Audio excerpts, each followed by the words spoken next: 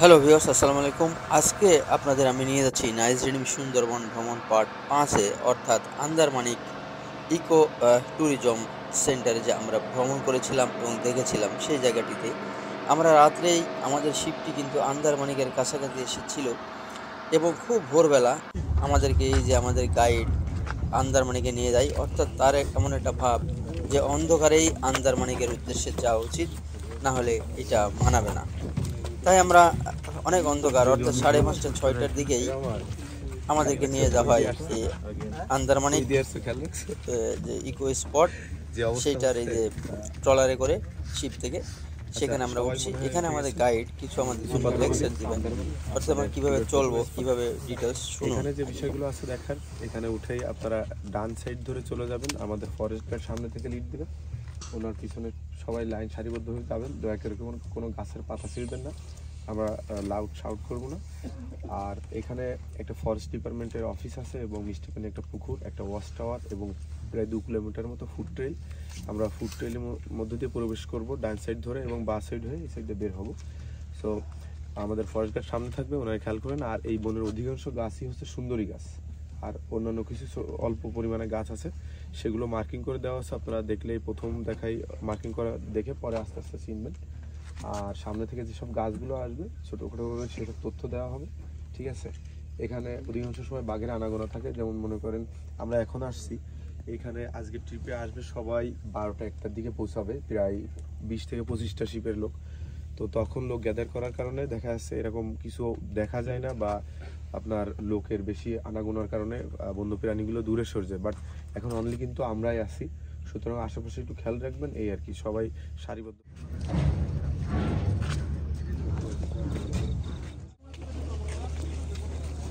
এই যে আমরা যে ঘন জঙ্গলের মধ্যে দিয়ে যাচ্ছি, এই গাছগুলি দেখছেন, এগুলি সুন্দরী গাছ।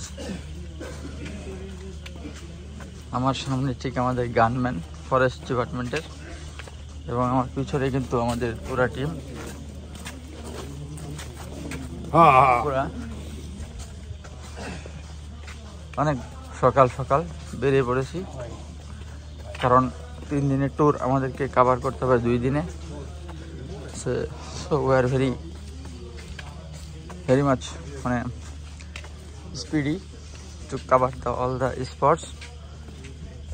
সুন্দরী গাছ দেখেন অ্যাকচুয়ালি কেমন, এই যে আঁকাবাঁকা পথে আমাদের যেতে হবে।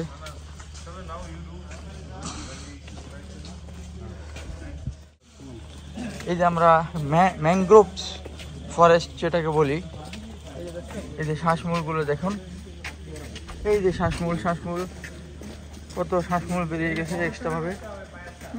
এই মূল থেকেই তারা শ্বাস নিয়ে থাকে, হ্যাঁ, এই জন্য এটাকে হয়তো শ্বাসমূল বলে থাকি আমরা। অনেক বড় টিম আছে, আমরা সামনে আছি। আপনারা জানেন আগে চলে দাসীবান্দি, পিছিয়ে কি না, সেরকম আমরা দাসীবান্দির মতো আগে, হ্যাঁ হ্যাঁ হ্যাঁ আমাদের সাথে।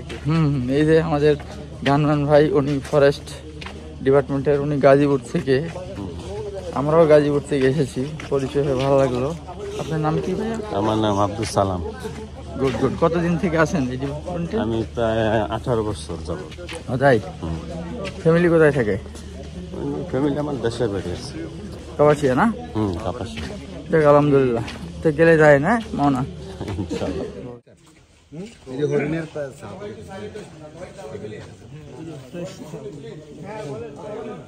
না এক্সট্রা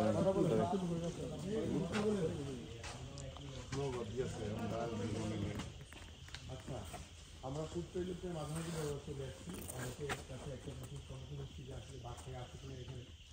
এখানে আপনারা খেয়াল করলে দেখবেন এই যে দুপায়ের যে বাঘের খাদ্য হিসাবে আপনাকে বেশি পছন্দ হবে, বুঝছেন? আপনাকে আরো বাঘের খাদ্য। আমাদের যারা পিছনে তারা একটু কুই খাটো কাছাকাছি থাকি, হ্যাঁ। গানম্যান অনেক দূর, আর তোমরা এত পিছনে থাকলে তো হবে না, গানম্যানের কাছাকাছি থাকতে হবে তো।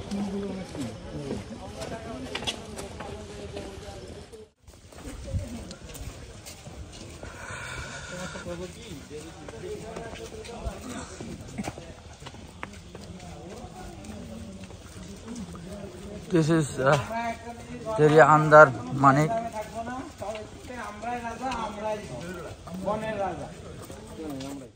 এই যে আমরা শুনেছি গোল পাতার গাছের পাতা কিন্তু গোল নয়, আজকে আমরা দেখলাম। কই পাতাটা এটা? না লম্বা না, গোল না, এটাই তো গোল পাতা। ও এইটা এটা, হ্যাঁ আরে আল্লাহ, এটা তো পুরো নারকেল পাতা, তো গোলের কাছাকাছিও নেই। কিভাবে এটার নাম গোল পাতা দিল? হ্যাঁ কি, what's the logic behind this? এই গাছটা, এই যে এই গাছটা কাঁটা করে শিয়াল কাটা বলি আমরা। শিয়াল কাটা না, রেয়ার ট্রি, আম গাছ টাইপের কি। তার সাথে এই যে ছোটটা সুন্দরী গাছ, এই পাতা দুইটা কালার দেখছেন?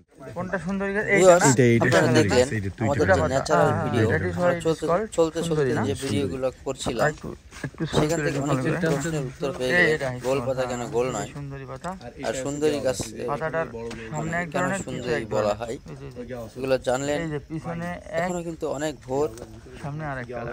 সেই ভোরবেলার ঘন অন্ধকার কেটে গেছে, কিন্তু কুয়াশা এখনো কাটে নাই।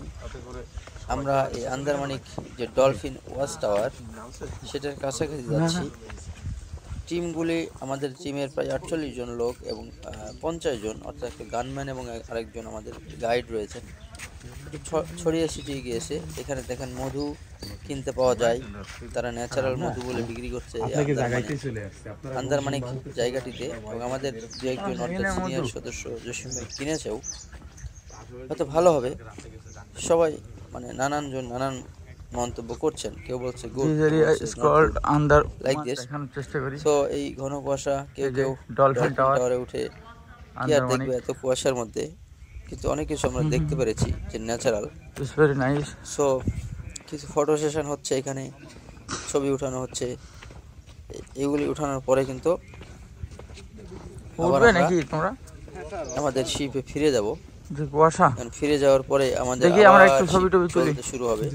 আসো, এবং নতুন আবার কোনো গন্তব্যে যাব।